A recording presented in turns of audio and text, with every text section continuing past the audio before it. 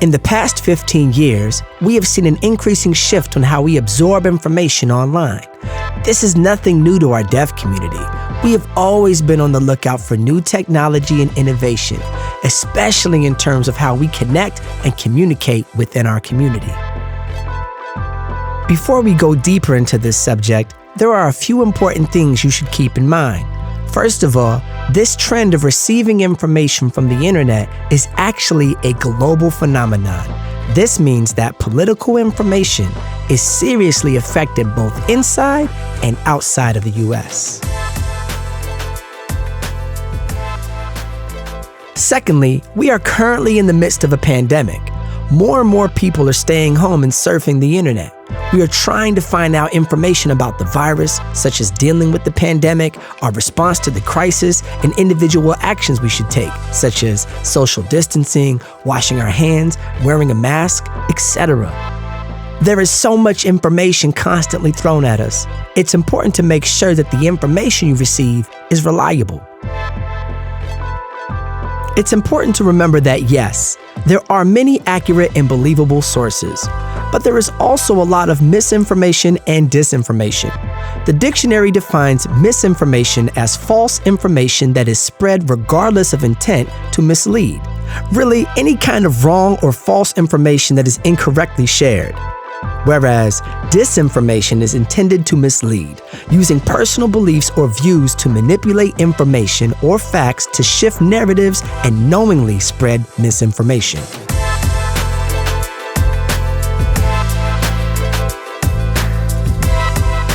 Why is false information being spread?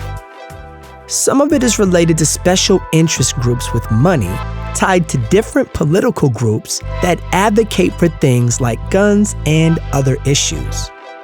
They either want to cause confusion and fear, or the individual responsible for spreading false information might be confused or scared and resistant to change. Other possible reasons are that people from different countries outside of the US want to see our democracy and government system fail. They want to use false information to create confusion and manipulate you in a way that suits their goals. Let's talk about how you can find credible and reliable information.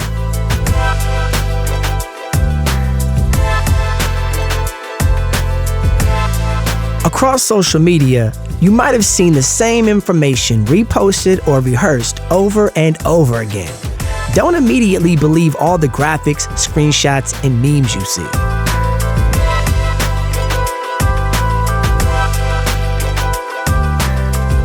Before you start sharing all the things you see circulating on social media, hit the pause button. Check out the information that's being shared. Ask yourself a few simple questions. Who is this information coming from? An individual, an organization, or a news entity? If you see a person while on social media, keep an eye out for the people who are responsible for sharing information about the voting process. A reliable source is someone who represents the government, like the spokesperson for the Secretary of State, SOS. An official has this responsibility in each state. There are many people commenting on the election, but if those people's accounts aren't verified, it's better to look for a verified SOS representative for accurate information. If it's an organization, is it on behalf of the government? Or a nonprofit organization formally recognized by the US government and it is their official account? Is it actually shared from their verified account? Or simply a screenshot? If it's a screenshot, try finding the original post. If you can't find it, don't immediately believe the information. Organizations like CSD and NAD help provide our deaf community with voting information.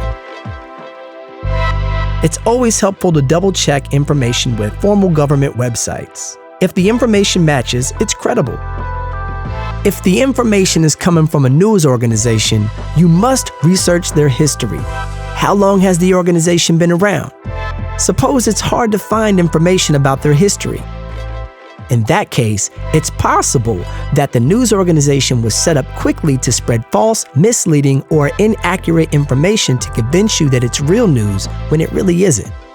Now, regarding websites, it's important to look at the last part of the web address or URL. For example, .gov is used for official government websites.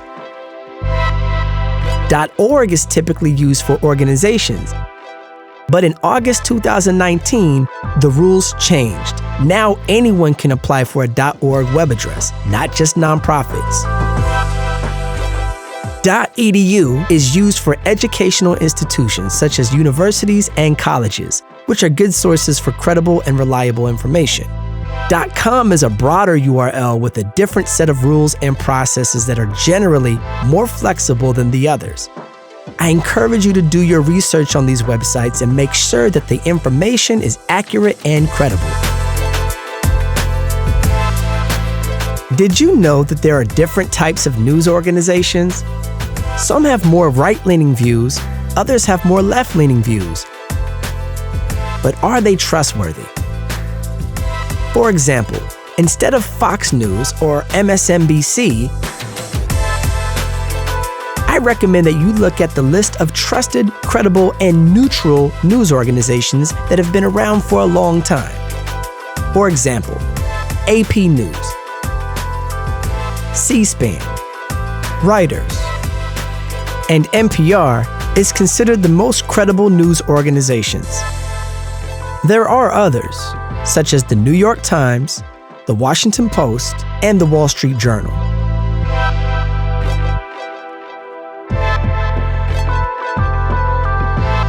You know, over the next several months, there will be a lot of confusing information circulating out there. The most important thing you must remember is that your right to vote is exactly that, your right.